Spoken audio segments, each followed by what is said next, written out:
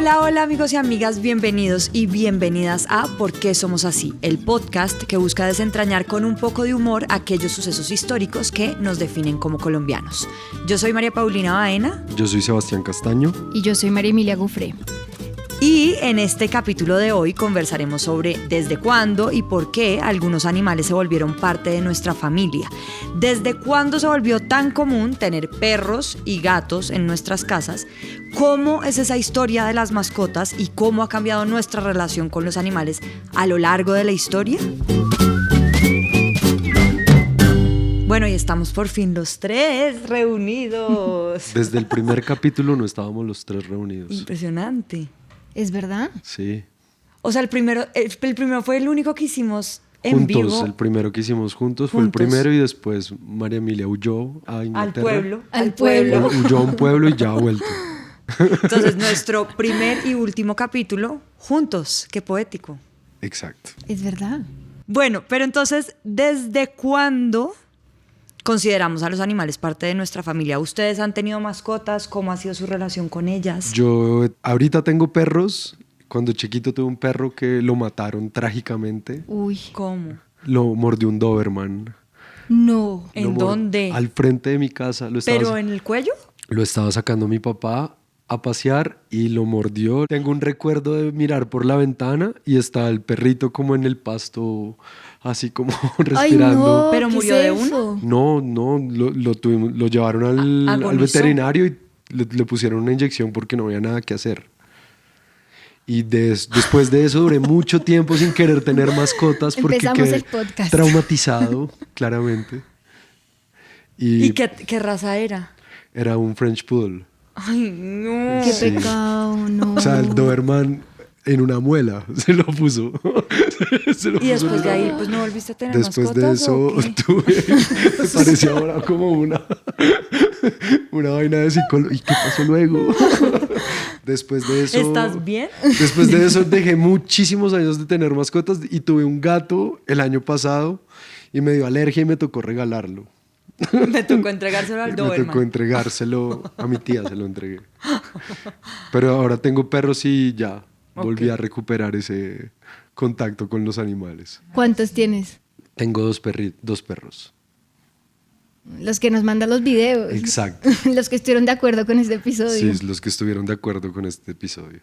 Tú, mascotas. No. ¿Cómo Bueno, es tu historia tuve. con mascotas? Tuve un perro que era como todo debilucho y por eso lo escogí, porque era debilucho, como que me... Sí, de eso que uno va a ver perros y él era como el quedadito, como el rechazado y dije, no, vámonos con ese. Lo tuve. ¿Y qué pasó? Nada, crecí con él, bueno, yo soy alérgica. ¿A los entonces, perros? Sí, entonces tocaba que él estuviera afuera. Era una casa, la de mi padrastro, que era grandota y había como un jardín afuera y él vivía allá. No podía convivir tanto con él, pero un perro chévere. Y murió. Y murió hace ya como 5 años. ¿Cómo se llamaba ese perrito? El mío se llamaba Toby. El tuyo. Gato. Gran nombre para un perro. Yo he tenido 2 mascotas en mi vida. Tuve un gato, pues que era como el de la casa de mis papás, cuando vivía con mis hermanos y cuando vivíamos todos, que se llamó Pierre y vivió 18 años. Muy elegante ese nombre. Atención, ese no es el nombre, es Pierre-Philippe Vincent Jaramillo. Ah, no. Ese era su nombre. Wow. Bautizado por mis papás así. O sea, era, Un gato elegante. era paisa francés. Era el gato. Y murió de 18 años, murió hace poquito, de hecho. Sí, como que ya lo durmieron porque Sí, ya no. el man no podía dar un paso sin maullar y ya estaba como muerto del dolor. Y tuve un perro también que se llamó John Bobby. Y era un Gran perrito nombre. hermoso. John Bon Bobby. John Bobby. John Bobby, y era un perro, pues es, porque sigue viviendo, y es un perro maravilloso. Pero vive Y ya. contigo. No, ya no, porque será de un novio que yo tuve. Ah. Y nos separamos y él se quedó con el perro y pues yo no iba a pelear por la patria potestad del perro. Uy. Fue duro. Sí, eso es duro. esta historia de las mascotas es muy interesante porque hoy en día, pues muchas personas tienen perro o gato en la casa. De hecho, lo que se sale de la norma hoy es no tener un perro, no tener un gato. Este año se hizo una encuesta en hogares de Bogotá, Medellín, Barranquilla y Cali que reveló que el 57% de las casas tienen mascotas. La mayoría son perros, un porcentaje alto son gatos y un porcentaje menor tiene peces, roedores, tortugas y aves. ¿Ustedes han tenido ese tipo de mascotas? Uy, no. No, yo creo que No. tuve peces cuando chiquito. Yo también. Yo tuve unos peces y hay una historia en mi familia que como que nos levantamos una mañana y se había muerto uno de los peces y yo, ay, se murió el pececito de mi hermano. O sea, el mío no. O sea, O sea, lo elegiste. sí, como si... O sea, no era como que el pez fuera de alguno de los dos. Simplemente el que se murió era de mi hermano, seguramente. Yo tuve, pues pucha, esos animales que uno ya no puede tener como mascotas, ¿no? Tortugas, aves. ¿Ya no se puede tener tortugas? No, pues son animales. ¿No? O sea, lo que pasa es que esos animales no son mascotas, son animales que deben estar como Claro. en la vida silvestre y pues no Sí. como al cuidado de un ser humano. Entonces, sí, a mí me parece un crimen hoy, no sé, tener un perico de mascota, un loro. Ay, qué pecado. Pues, y hay gente que los tiene y eso es muy común, Sí. micos. Les o sea, cortan no las sé. alas, ¿no? Sí. Y pues verlos en una jaula, a un pájaro o a dos pájaros, es como lo más criminal del mundo. Sí, es Sí. fuerte. Yo tuve Sea Monkeys de Bell South. ¿Ustedes no tuvieron Sea Monkeys? ¿No se acuerdan de los Sea Yo Monkeys sí de me, Bell no South? me acordaba, ¿Qué es eso? me acabo de acordar. ¡Guau! Sea Monkeys era un polvillo que tú comprabas como un plan de celular y tú mezclabas ese polvillo con agua y salían unos pececillos que eran como unas espermatozoides gigantes. Y esa vaina era increíble. ¿Tú tuviste Sí, Sea Monkeys? no, pero me acuerdo. Yo tuve No, Sea no, Monkeys. yo no tuve. Y pero en sí. verdad los Sea Monkeys son artemias salinas. O sea, eso existe. Y es como un Animal. animal del mar. La humanidad, sí. Qué raro. Y te vendían, o sea, te lo vendían con un plan de celular. ¿Y dónde van las pilas? No, son de verdad. Vienen en huevitos, los echas en agua y nacen tus mascotas. ¿Qué es eso? ¿Qué es eso? Está muy raro. Yo no me acordaba de Claro. eso. Bueno, yo tuve un hámster que tampoco duró mucho y me acuerdo verlo dando vueltas por toda la casa en una pelota. Sí, como Es que uno se pone a ver y ahora es muy común que las personas, en vez de tener bebés, tengan mascotas. Es de las Sí. cosas más comunes. Y hay varias razones por las que las personas ahora prefieren tener mascotas, entre ellas, pues, la economía. Y yo creo que el hecho de que no tiene uno que lidiar con un ser humano en su adolescencia es una razón muy importante para no tener bebés. Porque es que el animal sigue siendo como bebé toda la vida. Claro, los cachorros son divinos y todo lo que quieras, pero como que un animal siempre va a ser Un animal- esa personalidad. Sí, como exacto. que siempre va a tener No, esa personalidad, eso pues una no- mascota. Eso no va a pasar con los seres humanos. Sí, Va a haber yo sé, momentos es un en que buen van a ser punto. insoportables. Es un buen punto. O siempre serán insoportables. No, no, porque cuando chiquitos son divinos, uno los ama y empiezan a crecer y uno, ¿quién creó a esta persona? ¿Quién está criando esta? Y además, sin contar que como todos los costos que tienen hoy Uf. los animales, ¿no?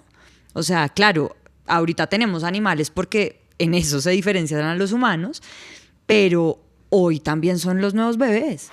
Bueno, y esta es mi casa. ¡Wow! Está muy linda tu casa. Gracias. Ay, tú no has conocido a mis hijos, ¿cierto? ¿Tienes hijos? María Camila, Juan Simón, vengan a saludar. Tranquilo que ellos no muerden. Los llevan a colegios, los llevan en buses de colegio. Hay hasta psicólogos ahora, psicólogos Imagínate. de animales. Guarderías. Los coches. Les hacen reiki para animales. Reiki para perros, acuaterapia. John Bobby, de hecho, iba a acuaterapia. Él iba a acuaterapia porque él tiene un problema en las vértebras y él tenía que ir a que le hicieran su terapia y el perrito nadaba. Mi mamá vive indignada. ¿Qué dice? Da mucho para hablar. Ella habla, le encantaba además poner el tema, uy, es que Bogotá está oliendo feo, feo, y después se riega. Esos son los perros. Mi papá también se la pasa indignado porque el parque se la pasa también sucio porque hay mucha gente que no recoge. Sí. No, pero eso sí tienen huevo. Sí, es que eso sí tienen huevo. Claro, sino que uno muchas veces, a mí me ha pasado que me siento muy mal, estoy caminando y el perro no debería cagar ya en este momento porque ya le recogí y vuelve y caga y yo... Y Dios entonces, mío, ¿ahí no. qué? Pues uno buscar a alguien que le dé una bolsa o huir. No me vayan a funar, por favor. Esa confesión está fuerte. está Fuerte, pero es verdad que a veces uno pero, puta, no tengo. No, hay Sí, que sacar más recoge la bolsas. no, recoge. Hay que sacar Recoge más ya. bolsas. Vamos a cortar esta parte para que no me vayan a... Pero bueno, ¿cuándo llegaron los perros y los gatos a nuestra vida? Bueno, pues eso tiene mucho de largo y de ancho, pero parece ser que los primeros que llegaron fueron perros, Ok. antes que los gatos. Y ahí hay unos historiadores muy chéveres, Pierotti y Fogg, que explican que los primeros que se fueron acercando fueron los perros, que en ese entonces eran lobos, no eran perros, sino lobos, ¿no? Y ellos estaban además no solamente en África, que es como donde hay la primera documentación de este hecho, sino también en otros lugares del mundo, y se empezaron a pillar que hacerse amigo de los humanos estaba bacano. Sí, que era como recomendable, como que esta gente, estos animales que eran los humanos, les servían para una cantidad de cosas. Eso pues fue un proceso súper, súper largo. La palabra tradicional es domesticación, pero tú nos vas a decir por qué esa palabra no la debemos usar. No, pues no, yo no quiero que sobre mí caiga todo ese peso de la palabra domesticación, pero pues lo que dicen estos manes es que pues es importante que pongamos ese término entre comillas también, pues porque nos hace pensar en relaciones súper verticales de los seres humanos hacia los animales, cuando en realidad muchas veces los animales y especialmente los lobos fueron quienes eligieron sumarse a nuestras comunidades, porque pues les convenía también para su supervivencia. Porque Pues, ese es el debate, o sea, nosotros domesticamos a los animales, a los perros, en este caso a los perros, o ellos se fueron adaptando a nosotros. Yo elijo opción B. O pues más como una relación simbiótica, como que nos pillamos que éramos animales que parchábamos bien. Sí, pues según las teorías que hay, eso hasta de pronto se dio de manera accidental. Es decir, como que los lobos se dieron cuenta que los humanos cazaban muy bien y sobraba comida y empezaron a comerse la comida de los humanos que sobraba, y pues los humanos empezaron a dejar que parcharan ahí cerca de ellos y empezaron a formarse unas relaciones que los beneficiaba a los dos, porque después los humanos aprovecharon el sentido del olfato de los lobos para buscar cazar nuevos animales. Hablando de Pierotti y Fogg, que es como el documento del que hablaste ahorita, pues ellos también dicen que la domesticación produjo mansedumbre y obediencia, pero rompió como la vida familiar del lobo. Entonces, los perros modernos hoy se crían para obedecer nuestras órdenes y como seguir el dedo y pero viven en grupos que pues no tienen un macho alfa o no tienen una hembra alfa, y la domesticación, que es lo que ellos dicen, ha llevado a que se creen nuevas razas, pero no es como que los humanos llegaron y desde el primer momento como que los trajeron para sí, sino que ellos, lo que tú dices, como que se fueron adaptando a estos grupos de seres humanos porque les convenía también. Sí, ¿no? sí. Mutualismo de relación interespecífica. Gracias, querido Gracias. biólogo. ¿O qué sería eso? Sí, eso debe ser... ¿Veterinario? Biología. Es que pillen que ahora pues con esto de la domesticación uno se pone a ver muchos perros y gatos que ya no podrían sobrevivir si no tienen al humano que les esté dando como la comida. Sí, tal cual. Y yo no sé si ustedes se acuerdan, pero antes los abuelos, las abuelas les daban a los animales la comida y pues no eran las pepitas, ¿no? Sino era la víscera, Claro. La sopa, Les ¿no? armaban, Los les armaban toda una vegetales. comida. Claro, era la comida para el perro. Y es que igual debe ser muy aburridor uno estar comiendo todos los días las mismas pepitas. Sí. Todos los días la misma comida. Qué desgracia. Pucha, y esas pepas deben mamar. Claro. ¿No? A uno le sobran 2 días la comida y ya uno, no, otra vez arroz con pollo, yo no me voy a comer.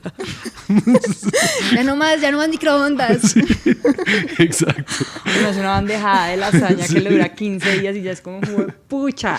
Y por eso este episodio fue apoyado por nuestros amigos de Pet Meal, que desarrollaron una dieta natural y cocinada a base de ingredientes frescos y naturales con 7 sabores distintos. Y uno diferente para cada día de la semana, me contaron. A mí me mandaron y le di a ¿Y mis les gustó? perritos. ¿A ti o a tus perros? Sí. Pues a los perros. ¿O tú te lo comiste? Yo probé uno que no sabía mal, pero quería probar porque me dio curiosidad. Pero normal. Pero les gustó mucho. Hicieron cara como si hubieran recuperado el gusto después del COVID, así como unos dementes estaban. Les gustó mucho. ¿Qué cara hicieron? Vuelve a hacer la cara al perro. Es en cara de locos cuando les gusta mucho la comida y no miran a nadie más. Enloquecen. Es como si uno le cocinara al perro en la casa, pero balanceado, certificado, ¿no? Como uno le da un arroz y piensa que lo está alimentando bien y resulta que no, ¿no? ¿Cómo es que se llama? Pet Meal. Pet. Petmeal. Pet Meal.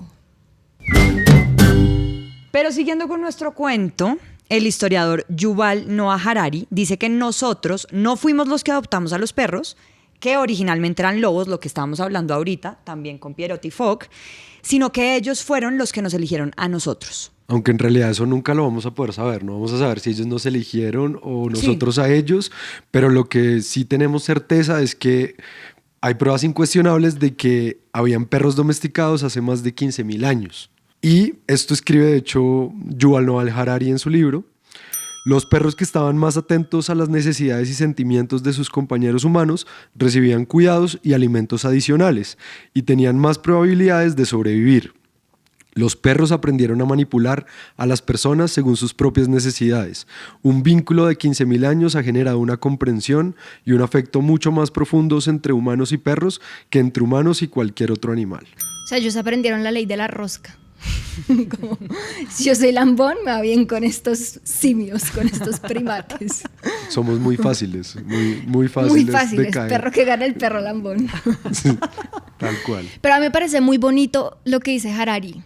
Y me parece que es también como una narrativa de la historia muy chévere, porque tradicionalmente, la historiografía tradicional había planteado esta historia como un carretazo en el que había relaciones súper rivales entre humanos y lobos, que había competencia, rivalidad, y tanto Harari como Pierrot y Fogg pues han analizado una cantidad de pueblos y una cantidad de relaciones en particular en Norteamérica y han demostrado que estas interacciones eran mucho más así, mucho más amigables y bonitas, y que de hecho sí parece que hubo también un interés de los lobos por acercarse a los humanos. Claro. Sí, de hecho en ese paper de Pierrot y Fogg dice tal cual, los lobos se domesticaron a sí mismos, evolucionando cada vez más para trabajar con humanos. Y dicen, no solo trabajaban por comida, que es como lo que uno tradicionalmente pensaría que es la domesticación, sino que también están en sintonía con otras cosas de los seres humanos, como las comidas, los paseos, las caricias, y eso me pareció increíble porque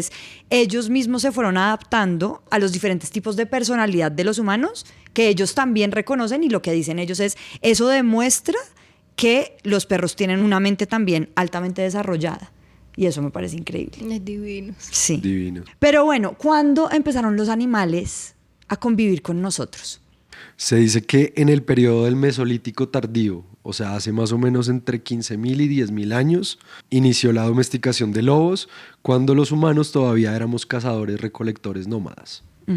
Muy bacano, es decir, primero vinieron los perros antes que cultivar. Sí, por antes ejemplo, que la agricultura. Primero, sí, antes que... Es muy bonita esa historia y hay hallazgos súper interesantes y súper antiguos. Encontraron uno, por ejemplo, en Inglaterra, súper antiguo, en los que aparecen restos humanos junto a restos de perros, lo que demuestra que eran de la familia, es que era una relación bastante cercana. Y uno también que se hizo en 1978 en el norte de Israel, que muestra una relación muy cercana de hace 12.000 años. Esto es recucho, mejor dicho, más viejo que el pan. y también aparece ahí una señora con su perro. Y es bonito porque están muy cerca, lo que demuestra que eran panas, que había una conexión emocional entre el perro y su dueña. Y sin rasgos de violencia en el humano, lo que quiere decir pues que no fue como que se hayan atacado o algo así. Nada, panas. Según Leslie Irving, los perros tuvieron varios significados en las primeras comunidades. Socios de caza, animales de tiro, fuentes de alimento y seguramente también compañía.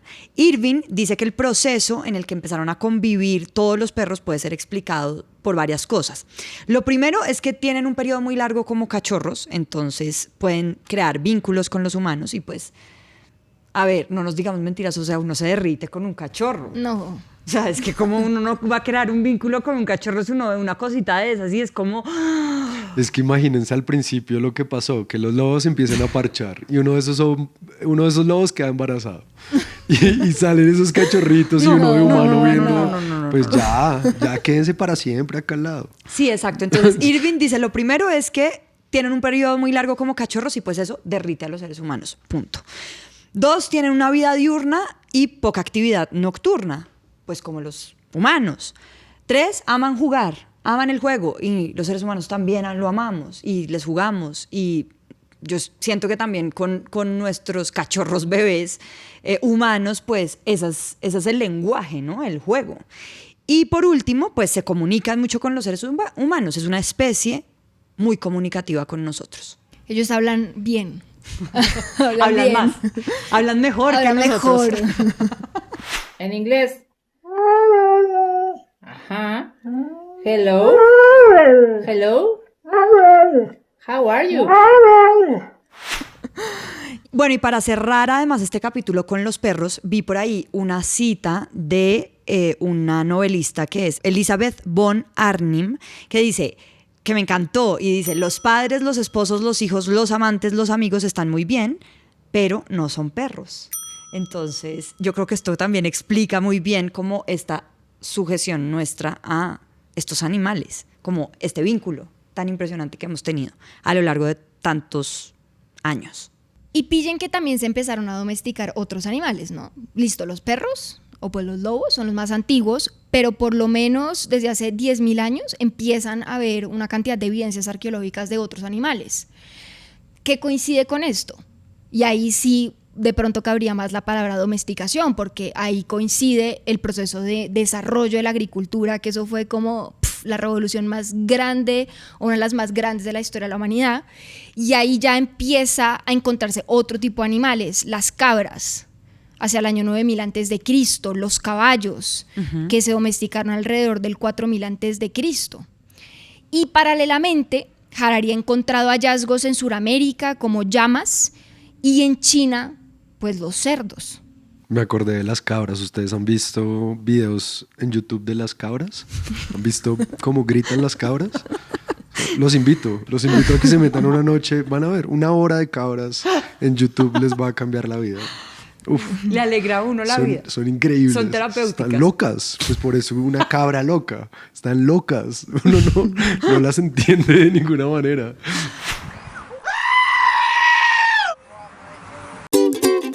Bueno, y no hemos hablado de los gatos.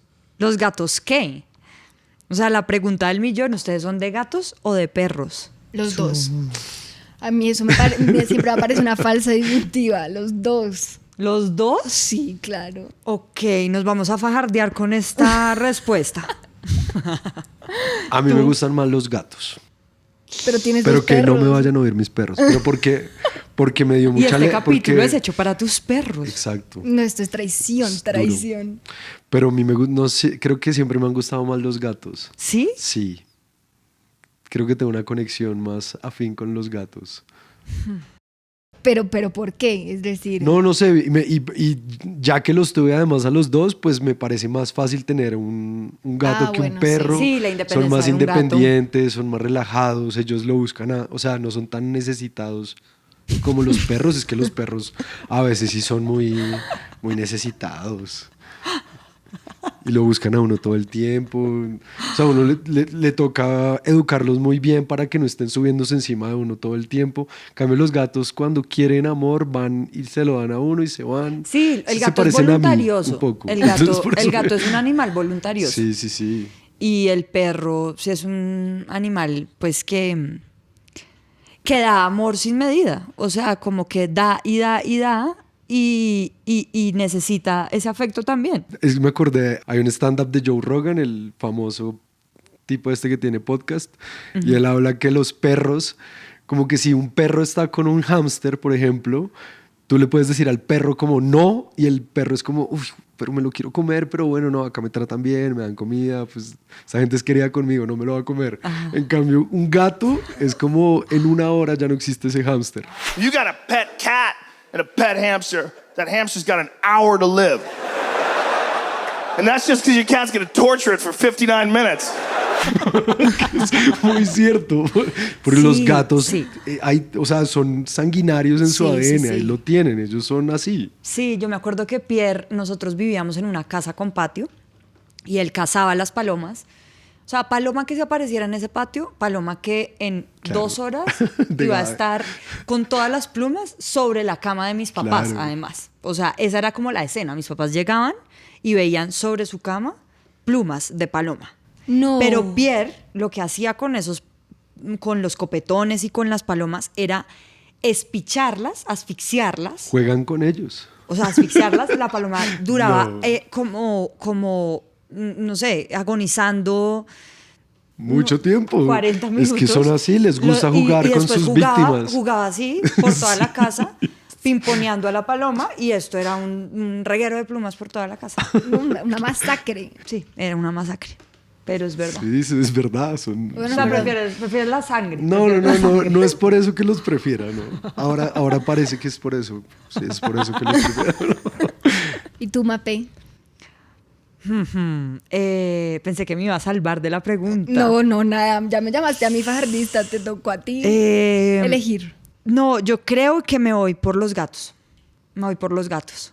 Porque sí, me gusta que sean independientes y me encanta como la naricita del gato. O sea, Ay, me sí. encanta la nariz del gato y me encanta la lengua toda carrasposa. Sí, y cuando uno le hacen así. No sé, me encantan como sus comportamientos. O sea, el Los perro va sádicos más como en la también. vida, como va por la vida, como...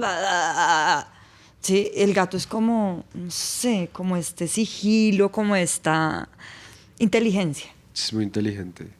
No digo que el perro no sea inteligente, pero soy más de gatos. Si uno tuviera que escoger, pues sí. Tú, No vas a dar tienes que respuesta, elegir. ¿cierto? Pero Di solo, perro solo para por que no se hacer nos desuscriba todo el contraposición. canal. Sí, no, perro. Listo. El perro es una Solo chimba. por llevarles la contraria. Cae mejor, ama más, es más querido, es más inteligente que el gato. Sí. Comprobado por la NASA. Sí. ¿Qué? De pronto sí, algunos sí. ¿Dónde seguro. está eso en la investigación? Pero bueno, volvamos a los gatos. Pues los gatos llegaron más tarde que los perros. Se nos empezaron a parchar más tarde que los perros y tuvieron una relación de comensal, que esa palabra es como, ay, de esas palabras que usan los historiadores, que es como, bueno. Pero básicamente era que ellos se empezaron a alimentar de las plagas de roedores que había, sobre todo en lugares donde se guardaban granos. Por eso es que son posteriores también a los perros, porque los perros nos ayudaban en la casa. Estos manes, en cambio, ya cuando estábamos en el proceso de agricultura y toda esta vuelta, empezaron a pillarse que donde había granos, había ratas. Entonces dijeron, no, pues qué chévere, están como chéveres los humanos. Están funcionales estos señores. Está bacano. Y de pronto hasta por eso también son, como más, como que sí, pero no, como que no tenemos ese vínculo tan antiguo. Pero sí, se pillaron que era muy, muy, muy chévere hacer parte del parche humano. Y también se dieron cuenta que si vivían con nosotros, pues nosotros les ayudamos a alejar depredadores, ¿no? Y los humanos también nos dimos cuenta que eran chéveres porque se comían a las ratas, vuelve y juega, y porque nos enamoramos Ay, también. sí. La naricita. La naricita, la lengüita y el ronroneo. Sí, Ese sí. ronroneo. El ronroneo. Y que se le suben acá y le ronronean. No, Ay, ese no. ronroneo es una locura. Una belleza. Yo me acuerdo que Pierre, aunque con esto de las ratas es raro, porque Pierre, como vivíamos en una casa, a veces se metían ratones por el patio. Y Pierre, y mi mamá y mis papás eran como, bueno, si quiera esta Pierre ahí para que case al ratón. No, les tenía pánico a los ratones y a las ratas. No. Y huía y se crispaba y no les hacía nada, sino que salía corriendo. Digno de su nombre. Un Pierre gato muy Philippe elegante. Van San Jaramillo, que en paz descanse. En la casa de mis abuelos también empezaron a aparecer ratas. Me acabo de acordar. Y mi abuela estaba pues preocupadísima que, mire, una rata. Y mi abuelo, esa rata está ahí hace como 2 semanas. ¿Cómo le parecía normalísimo? Que vienen ratas. Chistoso. Sí, yo tengo una amiga que vive en Neiva, que era periodista allá en Neiva, y contaba que una vez en una casa que fue a hacer una reportería, había como un rato, como que una rata pasó por la cocina. Y pues mi amiga como, ¡ay! ¡Una rata! ¡Pucha! Y le dijo, como el que estaba entrevistando, como, ¡ay! En la cocina, una rata. Y dijo, sí, yo le pongo ahí leche para que la ratica no se me muera. Sí. Y me había quedado como... Claro. Bueno. Pero bueno, el caso es que el registro más antiguo de un gato que conocemos es de Chipre, en unos sitios arqueológicos que no voy a decir porque está muy difícil. Quiroquitia y Xilouracambos. Mejor dicho, Oriente Medio, donde también hemos encontrado todo lo más antiguo. Entonces se han encontrado restos de gatos enterrados junto a personas, por lo menos desde el 9500 a.C., o sea... También en el Antiguo Egipto los gatos eran bastante importantes y parece que tuvieron un primer estatus doméstico allá, según Turner y Bateson. De hecho, la representación pictórica más antigua de un gato doméstico es de 1950, que se encontró en la zona de Beni Hasan en Egipto, y es en la tumba de un señor que se llamaba Baquet III, que sale con un palo en la mano y sale un gatico al lado parado. Parece que ese palo era como para algún instrumento para domesticarlo, para hacer algo con el gato. Y desde 1450 a.C. también hay imágenes de gatos domésticos que se volvieron súper comunes en las tumbas de la región de Tebas en Egipto. Okay. Y ahí ya se podría hablar de que habían gatos domesticados por esas imágenes en esas tumbas. De hecho, también los gatos eran muy adorados en el Antiguo Egipto y parece ser que representaban protección, porque como bien estabas ahorita contando, pues dejaban entrar a gatos salvajes que se comían toda clase de culebras, animales, todo, y claro, les protegían un poco su hogar. Uh-huh. Y simbólicamente se volvieron como esta figura de ser un animal mítico que los protege. Qué bello eso. Según los autores, los gatos eran una especie protegida en el Antiguo Egipto y matar a alguno, aunque fuera por accidente, era una ofensa gravísima. De hecho, los gatos eran tan amados que hay muchas momias de gatos en el Antiguo Egipto. Ahí les vamos a dejar en el capítulo para que vean los gatos momificados. Son divinos. Hay que googleen. Sí. Pero bueno, saltemos a las culturas precolombinas, porque aquí la presencia de animales de compañía también fue pues producto de un larguísimo proceso histórico. Aunque hay quienes dicen que los perros llegaron a América con los españoles, esa hipótesis se ha revaluado bastante, ¿no? Sí.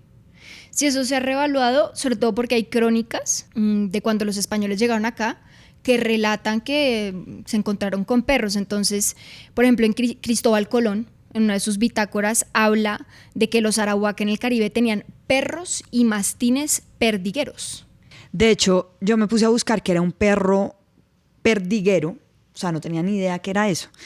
Y en inglés es el retriever, o sea, lo que llamamos el golden retriever, o sea, esa raza, es el perro perdiguero. Y es aquel tipo de perro, o sea, el perro perdiguero o retriever es el perro de casa que recupera su presa para su cazador. Así, por ejemplo, describió el cronista y naturalista Gonzalo Fernández de Oviedo la presencia de perros en América, en 1526. Pónganle ojo. Decía él: en tierra firme, en poder de los indios caribes flecheros, hay unos perrillos pequeños y gosques que tienen en casa de todos los colores de pelo que en España los hay. Algunos vedijudos y algunos rasos, y son mudos porque nunca jamás ladran, ni gruñen, ni aúllan, ni hacen señal de gritar o gemir aunque los maten a golpes. Ay, qué pecado. Y tienen mucho aire de lobillos, pero no lo son, sino perros naturales. Pillen esta otra cita de Gonzalo Fernández de Oviedo. Yo los he visto matar y no quejarse ni gemir, y los he visto en el Darién, traídos de la costa de Cartagena, de tierra de Caribes, por rescates, dando algún anzuelo en trueco de ellos. Y jamás ladran ni hacen cosa alguna, más que comer y beber, y son harto más que esquivos que los nuestros, excepto con los de la casa donde están, que muestran amor a los que les dan de comer, en el halagar con la cola y saltar regocijándose, mostrando querer complacer a quien les da de comer y tienen por señor. Yo busqué en la RAE, cuando me puse a buscar qué era el retriever o ¿cómo se llamaba? El perdiguero. El perdiguero. Me puse a buscar en la RAE perro, ¿sí? La palabra perro. Oigan, me salieron como, no sé, 80 definiciones de perro. O sea, creo que es la palabra que yo he buscado en la RAE que más significados tiene de las que yo he buscado.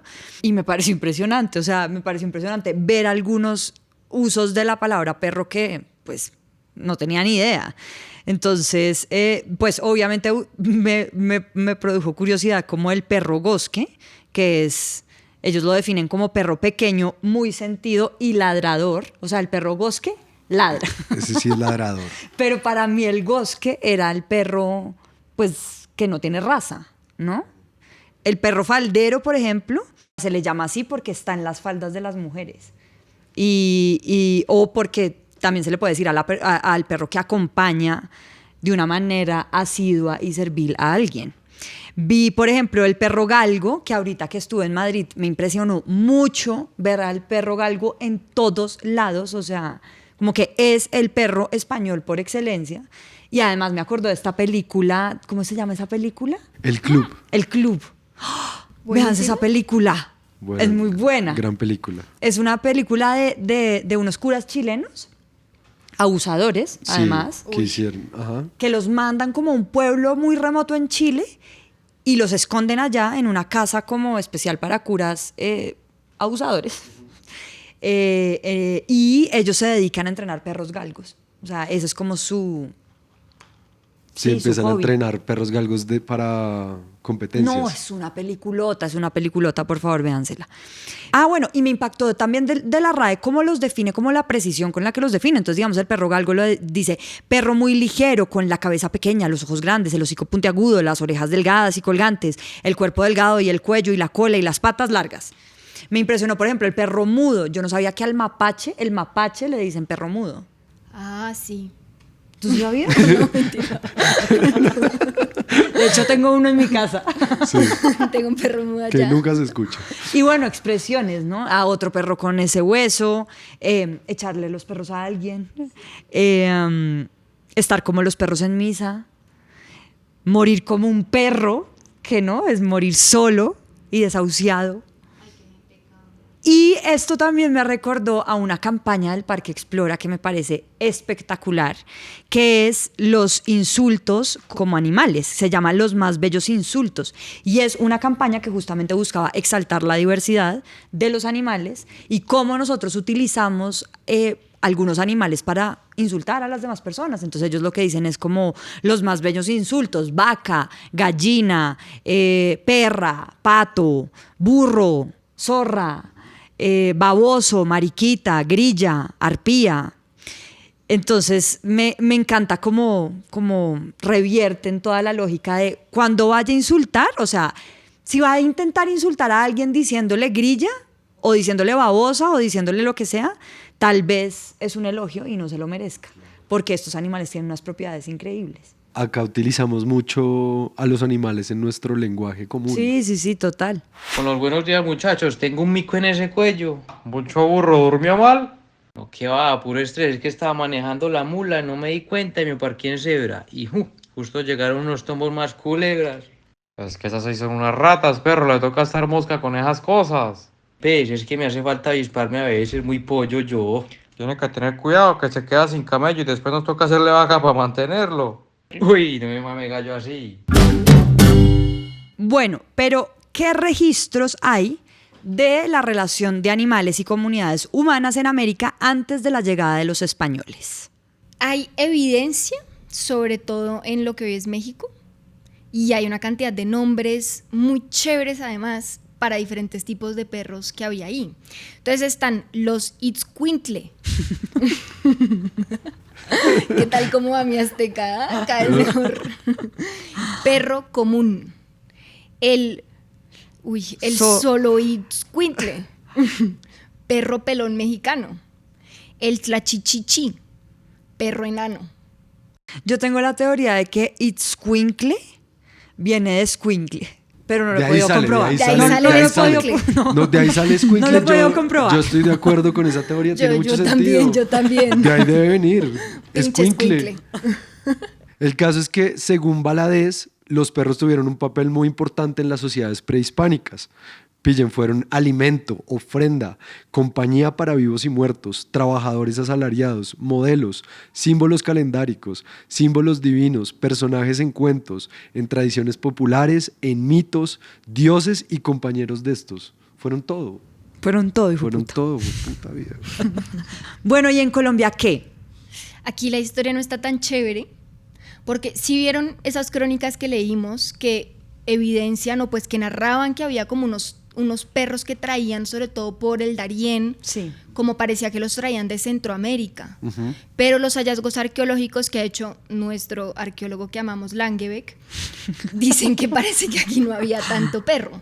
O pues no hay, la verdad no hay evidencia, según lo que él ha encontrado, vaya uno a saber, pero por lo menos de lo que sabemos ahora parece que no hay tanto. O no hay hallazgos de perros antes de la llegada de los españoles formalmente. Y lo que había era otros animales que parece que sí se domesticaron o con los que sí empezamos a parchar, sobre todo los curís. Yo he comido curí. Mal. Es como haberte comido un perro prácticamente. Prácticamente. No, yo sé, soy lo peor. Ya me voy a ir de aquí hoy. A comer. Pero hay otros. Ya me voy que ya estuvo mi curí. Pero hay otros además del curí. En Santa Marta y Cartagena parece que atrapaban zorrillos y los conservaban como mascota.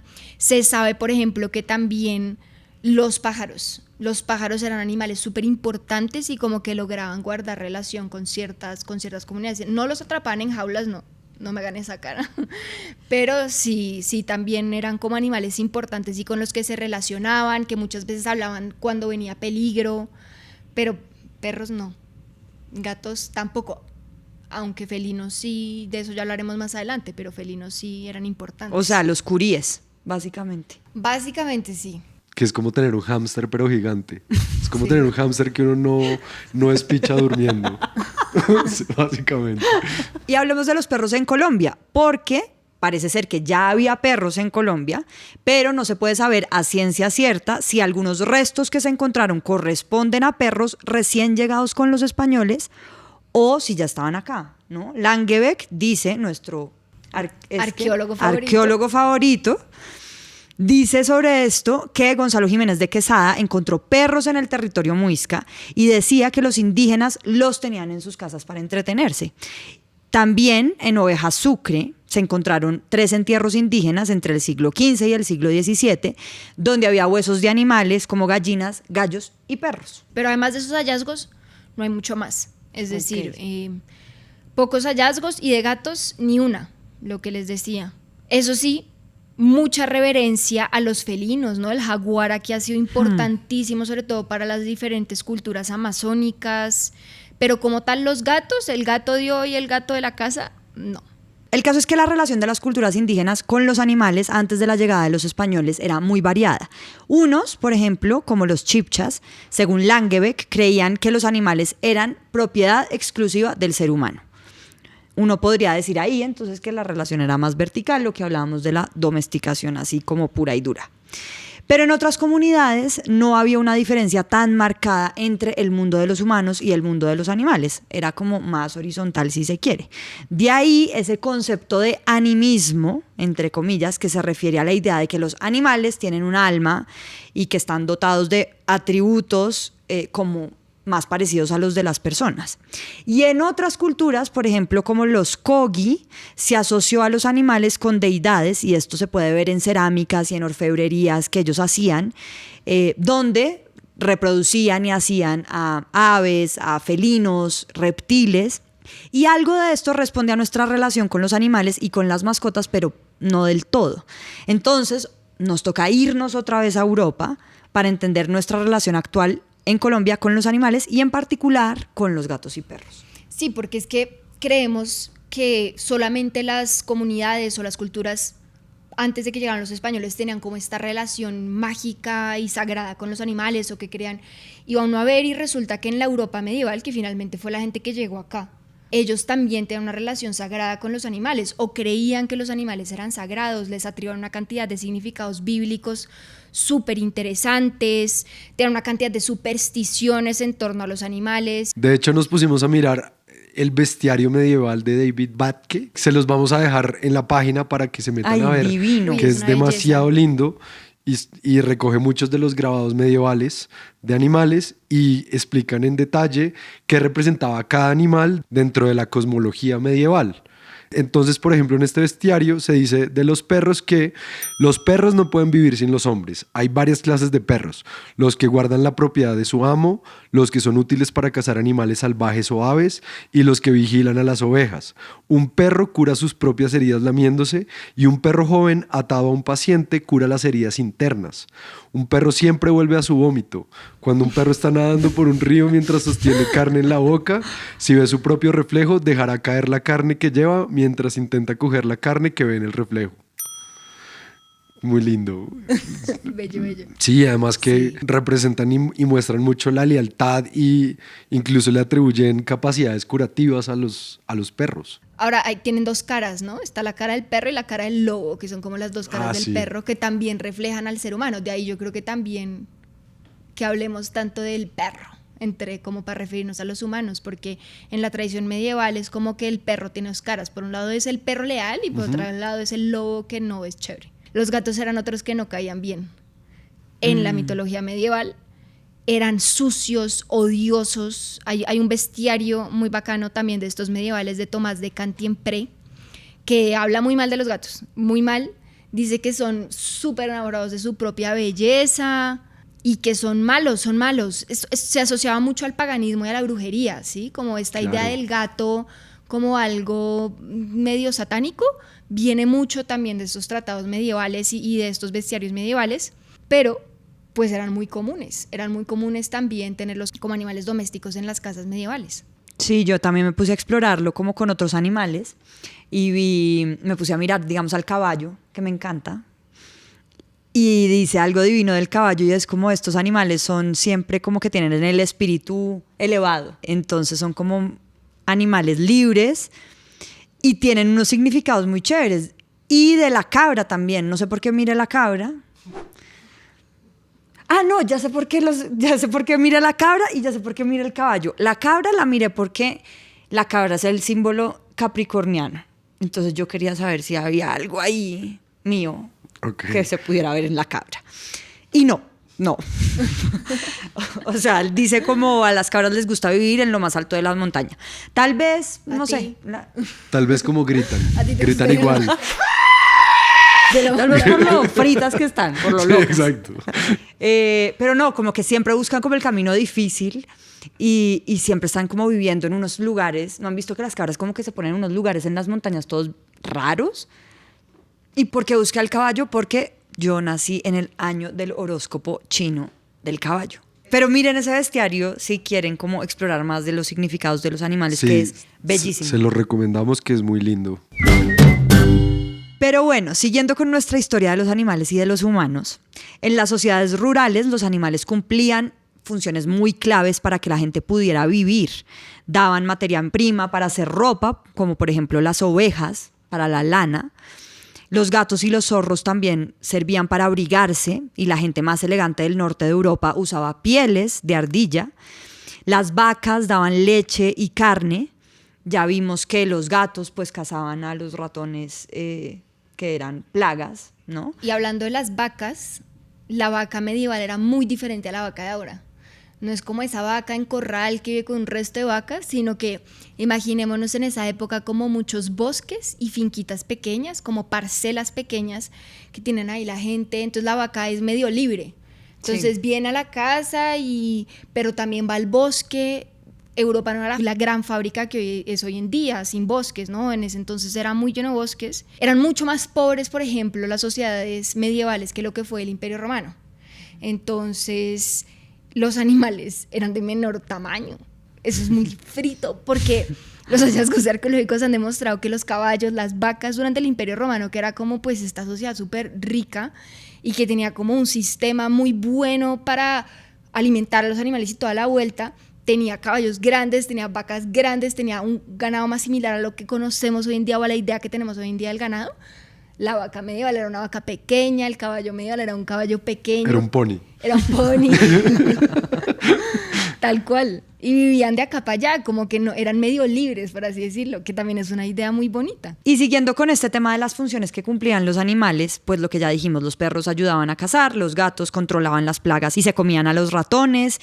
Y entonces, ¿en qué momento, aparte de cumplir funciones dentro de nuestras comunidades humanas, pues se vuelven compañía? Yo creo que es la mezcla de los dos. Hay como una línea historiográfica que lo muestra muy como utilitarista, por así decirlo, como cumplían estas funciones y por eso hacían parte de nuestras comunidades, pero volvamos a las ideas del principio.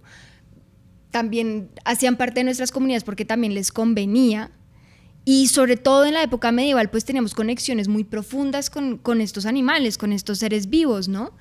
Entonces, desde muy temprano uno empieza a ver que animales que uno diría como no, eso es solo cumple una función útil, como el cordero, ¿no? Pues no lo comemos, o en realidad los corderos están también dentro de las casas, viven dentro de las casas de las personas y de ahí viene la palabra pet en inglés, mascota en inglés, ¿no?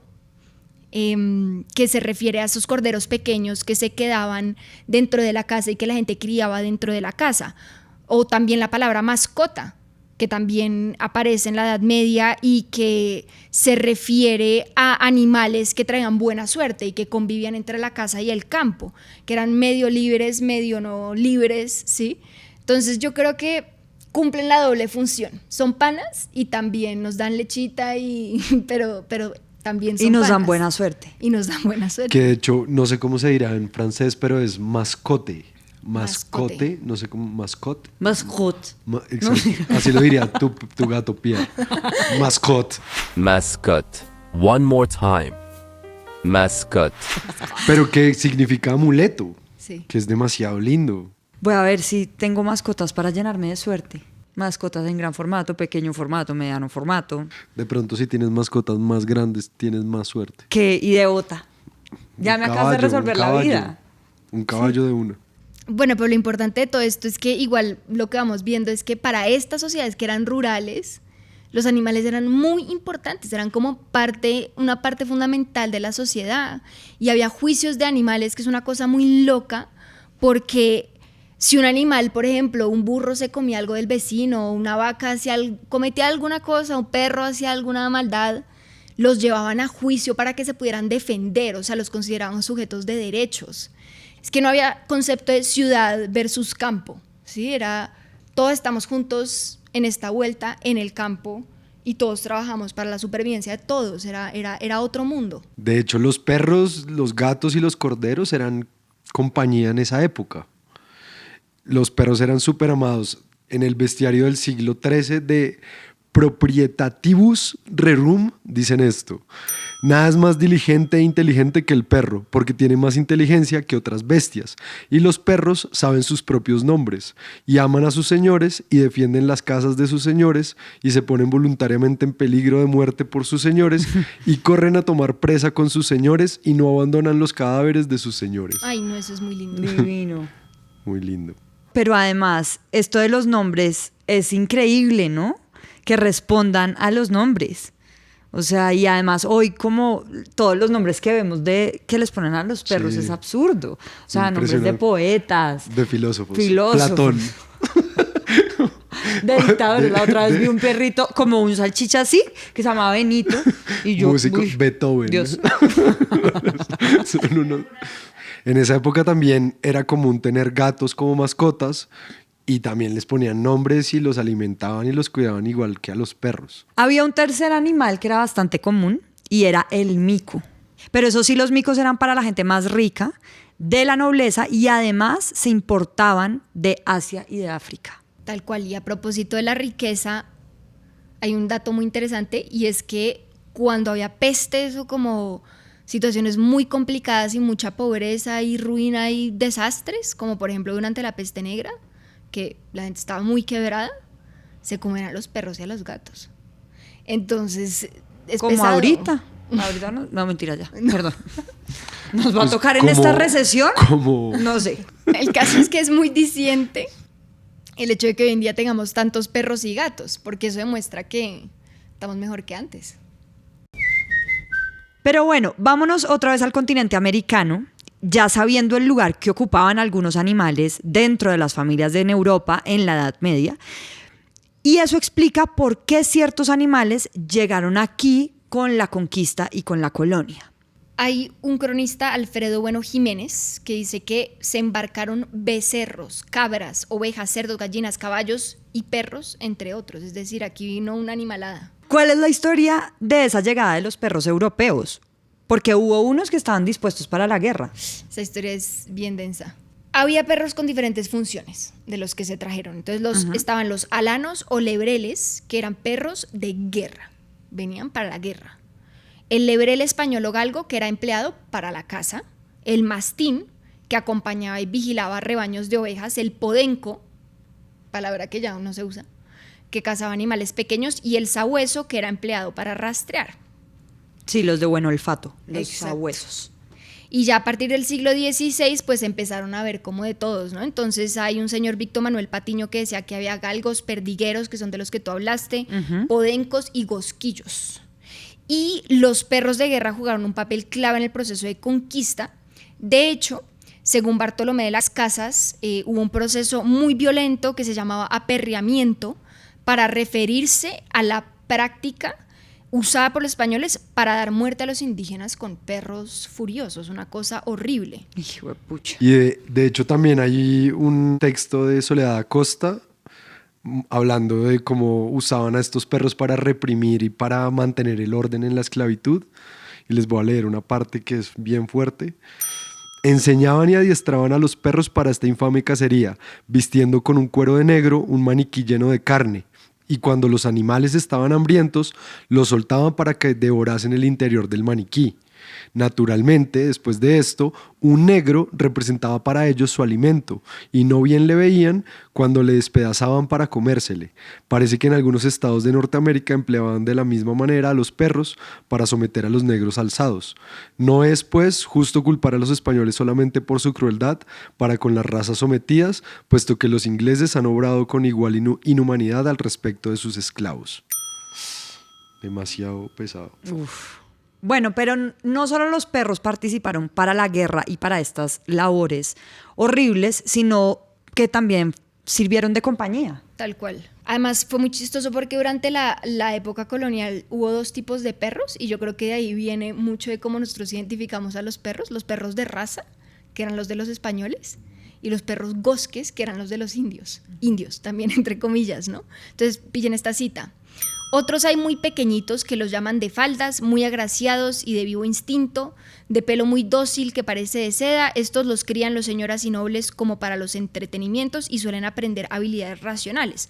Otros medianos muy ladradores, a estos los llaman gosques y es de los que más abundan en todas las casas, en particular las casas de los indios, que los apetecen porque los españoles no los aprecian porque son como algunos tunantes de ninguna utilidad y muy escandalosos. Y pillen que sobre los gatos también hay varias teorías. Según este señor Luis Fernando de Juan Guzmán, los gatos fueron introducidos en América por los españoles que los importaron de las Filipinas a España a finales del siglo XVI. Pero hay otras posturas que revierten esto, que dicen que antes de la llegada de los españoles en Perú, los incas ya tenían gatos. De hecho, este señor Blanc sostiene que en el arte de la cultura inca se pueden apreciar representaciones de animales semejantes a los gatos domésticos e incluso se menciona la existencia de momias de gatos en la época prehispánica. Pero pues como ya vimos más arriba, en Colombia no encontramos registros de gatos antes de la llegada de los españoles. Pero, según este señor Víctor Manuel Patiño, la llegada de los gatos a lo que hoy es Colombia debió ser muy temprano, porque en 1509 ya hay registros de un lugar llamado Buido del Gato, llamado así porque allí por primera vez vieron gatos. Este señor Víctor Manuel también dice que lo primero que llevaban los jesuitas a sus misiones a los llanos eran gatos para que les ayudaran con los ratones. Bueno, y con las vacas, la historia es que Colón las trajo en su segundo viaje a América. Ahora bien, durante el periodo colonial, estas vacas se adaptaron a diferentes entornos y en ese entonces la pasaban muy bien, mucho mejor que ahora. Iban por ahí pastando, caminando, lo que tú decías ahorita de las vacas, como que no era una cosa tan vertical y tan horrible como es hoy. Y pues la ganadería en ese entonces era una cosa súper rústica, muy medieval, similar a la que existía en Europa antes de la llegada de los españoles a América. Y durante varios siglos después siguió siendo así, muy diferente a la ganadería moderna, que eso es dele, ¿no? Como una cosa, una producción ahí horrible. Y las vacas pastaban por aquí y por allá. Entonces, como hemos visto, durante los primeros años de la colonia en la Nueva Granada era normal tener animales en el hogar, incluso vacas. Y hasta ahí todo bien, todos conviviendo con los animales. Pero en la modernidad, a finales del siglo XVII, las élites empezaron a excluir a los animales porque se dieron cuenta de que los animales hacían daños en las casas. Entonces el estiércol empezaba a ser un problema y se mezclaba con la basura y pues imagínense ese ambiente tan pulcro y tan aseado en el que comenzamos a vivir. Ahí poco a poco además se va empezando a ver como esta división ciudad-campo. Entonces, por un lado los animales, por otro lado los humanos, que, bueno, es lo que vivimos nosotros hoy en día y que corta como esa relación nuestra con la naturaleza y con los animales, ¿no? Que es muy rara. Pero es muy importante también lo que tú dices de la higiene, no solo es un tema de, bueno, las casas separadas del campo, porque todavía en este momento, siglo XVII y XVIII, no es como que Colombia se haya urbanizado, pero sí empiezan a pegar muy duro ciertas políticas de limpieza y la importancia de que como que no convivamos tanto con los animales. Hay muchos casos de rabia en el siglo XVII, hay varias fuentes que documentan casos de rabia, de brotes de rabia, por ejemplo en Bogotá. Entonces empieza a pasar que en diferentes ciudades, no solo en Bogotá, sino por ejemplo también en Ciudad de México, en Cartagena, en Medellín, entre los siglos XVIII y XIX, las autoridades empiezan a decir como, oigan, pilas con los perros, o vamos a los perros, o sáquenlos de su casa, o resuelva cómo se relaciona con los perros, porque hay brotes de rabia todo el tiempo, ¿sí? Y incluso hay en Santa Fe, Bogotá, pónganle ojo, una prohibición en 1798 de tener perros y empiezan como a sacrificar una cantidad de perros y hacer toda una política de persecución, de limpieza de perros por los brotes de rabia que hay tan impresionante, ¿no? Entonces un poco esta idea de la higiene que empieza a surgir de manera muy fuerte cuando se descubren las bacterias y todo esto es un proceso de estos siglos, nos empieza a distanciar de los animales, como que rompe también ese vínculo tan cercano que teníamos con los animales. Sí, de hecho, esa separación que empieza a haber entre animales y humanos tiene mucho que ver con el proceso de urbanización que se da a finales del siglo XIX y comienzos del XX. Y finalmente es esa separación de espacios la que cambia nuestra relación con los animales. Obviamente este proceso de urbanización es lento y gradual, en donde los límites de lo rural y lo urbano se empiezan a configurar poco a poco. Pero, por ejemplo, era común ver en estos nuevos espacios semiurbanos vacas, gallinas, ovejas, cerdos, cabras. De hecho, en un cuento costumbrista, escrito en 1855 por Juan de Dios Restrepo, mejor conocido como Emiro Castos, se describe así a la familia antioqueña, que es lo que tú dices, como esa, bueno, lo que empezamos a ver acá, como esa relación como simbiótica entre los dos, pero que poco a poco se va a ir distanciando. Entonces él dice, abro comillas, como en la familia oriental del patriarca o del bedunio, se vivía allí en cierta fraternidad con los animales. Con frecuencia se ve a los terneros correteando en las alcobas, al burro paseándose majestuosamente por la sala, que es lo que yo quiero, o a las gallinas cacareando sobre el lecho conyugal. Eso sí no me gusta tanto, pero bueno. Todos especulan en la casa y cada uno pesca para su canasto. El patrón especula en todo, la señora engorda marranos con los desperdicios. Cierro comillas. Sí, esta es una época en la que es como, ya estamos en la ciudad, pero igual los animales están todavía están por ahí porque romper eso de la nada es como ¿de claro. dónde? ¿En qué momento? ¿No? Hay una caricatura muy bacana de 1918 de Paseo Bolívar en Bogotá, que Paseo Bolívar no era Ciudad Bolívar, sino como arriba del centro, como por donde queda la Quinta de Bolívar. En esa zona habitaban muchas familias campesinas que empezaban a migrar a la ciudad y vean lo que contaban, digamos, asociado a la caricatura, que la caricatura la pueden googlear, es del cómico y se llama Cómo se vive en Paseo Bolívar, y van a ver que hay una cantidad de animales en un cuarto, ¿no? Y dice, la frase o la cita de la época dice lo siguiente: la clase más necesitada y el lugar más desasiado de la capital es Paseo Bolívar, en donde es muy bajo el nivel moral de las gentes, que allí sufren los rigores de la más espantosa miseria, en donde los enfermos se aglomeran en covachas inmundas, que son generalmente dormitorio, cocina y, póngale ojo, establo de los animales domésticos. Es decir, todas estas familias campesinas que están migrando, pues migran con sus animales, claro, que hacen parte de su familia, ¿sí? Pero con el paso del tiempo, pues sí, a medida que va surgiendo como esta división tan marcada de la que tú hablabas, ciudad, campo, la gente va a dejar de vivir de la tierra, va a dejar de vivir también de esas actividades como arar, cultivar, hacer queso, leche, matar a la vaca, va a empezar a vivir cada vez más de actividades industriales y comerciales. Y ahí es cuando la vaca sale del escenario de la casa, cuando el burro, para tristeza de María Paulina también, sale de la sala, la gallina sale del lecho marital. Sí. Y los únicos que van quedando son los perros y los gatos, que igual al principio están en espacios separados, como patios y terrazas, tienen funciones como más importantes en las ciudades, como hacer perro de guardia, o el gato, lo mismo de siempre, cazar ratas.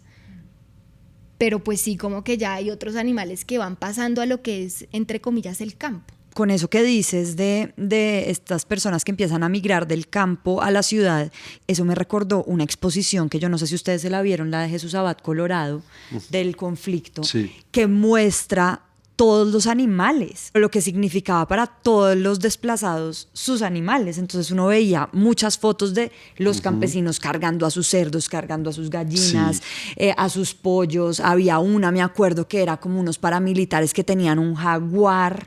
Los animales sí eran parte como de toda esta vida rural, y esos desplazamientos sí o sí significaban pues un rompimiento, como con eso.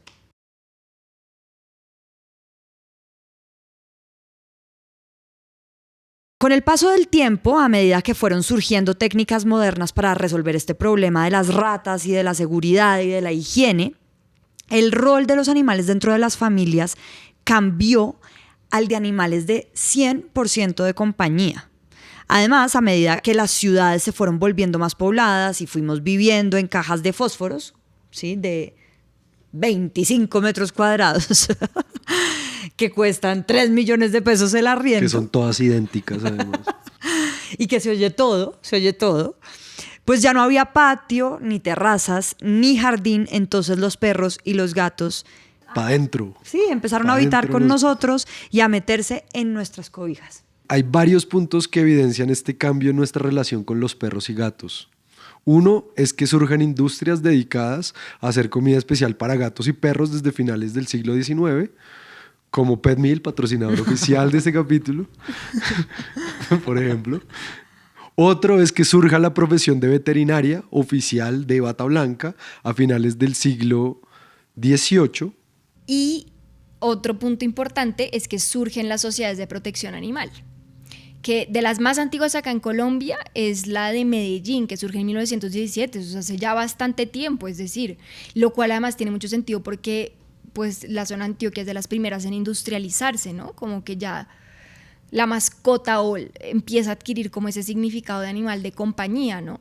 Y hay un señor de apellido Acero que analiza esta historia y dice que es posible que estas manifestaciones en pro de un mejor trato a los animales haya también contribuido a la construcción de la idea del animal como mascota, como esa idea que tenemos hoy en día del perro, el gato. Entonces, el surgimiento del concepto de mascota, como lo entendemos hoy, es que es un miembro más de la familia y se explica, entre otras, por ese cambio de sensibilidad de las personas con los animales, ¿no? Según Suave, que se escribe SWAB larga E, no suave. estos historiadores siempre nos hacen reír. Según Suave. O sea, sus nombres nos hacen reír. Barney, Sí, Suave. No, pero es que Barney. Barney sí se la ganó. No, Barney sí no hay Pero nada. bueno, Suave, le voy a decir Suave, dice que la separación del campo y un menor contacto con eso que se llamaría naturaleza hizo que se cambiara la relación del humano y del animal hacia formas menos utilitarias y más afectivas. Y en décadas recientes lo que vemos es que a medida que ha aumentado el número de familias conformadas por una o dos personas, pues los perros y los gatos han empezado a ser parte de nuestras familias y de nosotros y como un miembro más, ¿no? Es como si hubiéramos recuperado el rol que tenían las sociedades preindustriales con los animales, y eso también es muy interesante de ver. Y los consideramos parte de la familia porque sí, como que nos hacen compañía, pero antes era interesante ver cómo sencillamente estaban ahí, ¿no? Y como que no había como ese desprendimiento que sucedió como con esta época de, bueno, nos están haciendo daño, están siendo muy poco higiénicos, no podemos vivir con tanto estiércol, pero ahora es como hacen parte otra vez de nosotros. Sí, son los consentidos de la casa y en muchos casos viven incluso mejor que los humanos que los tienen. ¿Aló? ¿Estás bien? Uf, tengo la gripa bien dura. Sí se escucha. ¿Y qué te estás tomando?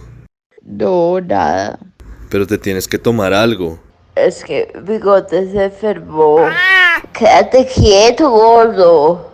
No tengo plata. Ah, jue madre, pero no te escuchas bien. Perdón. Pero lo importante es que el rey de la casa ya está bien.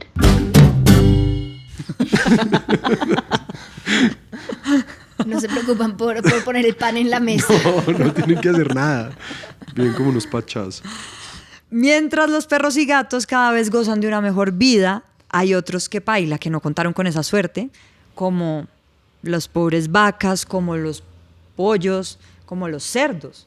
Lo que empezó a pasar en el siglo XX, sobre todo a partir del siglo XX, final del siglo XIX, es que cambiaron las técnicas de producción, entre comillas, de carne, además en la palabra, ¿no? Producción de carne, como que... Y lo triste es que mientras los gatos y los perros, como tú decías, pasaron a ser parte de nuestras vidas y a ser los consentidos, en verdad las vacas la empezaron a pasar mal. Empezó este proceso industrial. Este historiador que es tan importante, colombiano, economista, Kalmonovitz, plantea que ya desde el siglo XIX, por ejemplo en Colombia, la ganadería estaba empezando a representar un porcentaje súper importante del PIB, el 54% para final de siglo. Bueno, y así vamos llegando a nuestro final de este episodio, el último episodio de nuestra temporada. Y me gustaría que recapituláramos qué nos queda después de todo esto. Pues a mí, que es lo que más me enamora de esta historia, es que nuestra relación con los perros, con los gatos, con los animales, es una relación simbiótica, no tan vertical, ¿no? Como que ellos se enamoraron de nosotros, o bueno, les caímos bien, nosotros nos enamoramos de ellos, empezamos a parchar, encontramos que a ambos nos convenían y esa historia me parece súper poderosa. Y también otra cosa que me parece muy chévere es ver que tanto en las sociedades europeas antes de la era industrial como en las americanas tenían un significado muy importante, como religioso, mágico, que casi que deberíamos recuperar, como tú decías, la mascota en la casa también para la buena suerte. Sí, total. A mí algo que me encanta y que me encantó de este capítulo es que antes de la era moderna los animales jugaban un papel muy importante dentro de las comunidades humanas, ¿no? Como para darnos abrigo, para controlar las plagas, para ayudarnos a cazar. Luego se da un quiebre con la industrialización y como con la urbanización, en donde se crean lo que hablamos a lo largo de este capítulo, y es que se crean espacios distintos para los humanos y para los animales, para obviamente prevenir enfermedades y rabia y lo que sea. Pero luego vuelven los animales a ser parte de nuestra familia y a convivir en nuestras camas, dentro de las cobijas, y a los que les tenemos un amor pues como inconmensurable. A mí me parece muy interesante ver cómo la evolución de las ciudades y los espacios cada vez más reducidos hacen que se den otro tipo de relaciones con los animales. Sí. Se cambian las relaciones con los animales y se empiezan a dar unas relaciones menos utilitaristas, por decirlo de alguna manera.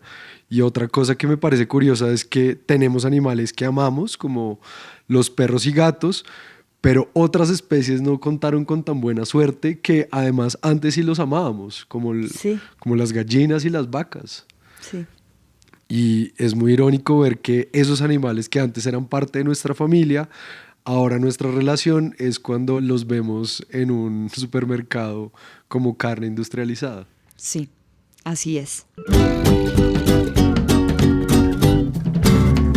Bueno, y esto fue todo en nuestro último capítulo de esta primera temporada de ¿Por qué somos así? Vamos a hacer una segunda temporada que se va a tardar un poquito, pero que va a traer muchos programas increíbles, interesantes, divertidos, entonces no se los pueden perder. Esta investigación fue hecha por Manuela Parra, Andrés Ruiz y María Emilia Gufré de Nerds de la Historia. El guión lo hicimos Sebastián Castaño y yo, María Paulina Baena. El diseño sonoro estuvo a cargo de Dominica Records y las voces de este episodio fueron hechas por Iván Carvajal, Diana Alfonso, Fidel Barbosa, Juan Pablo Rosso y Ana María Capacho. Nos vemos por ahí, no se nos pierdan. Chao.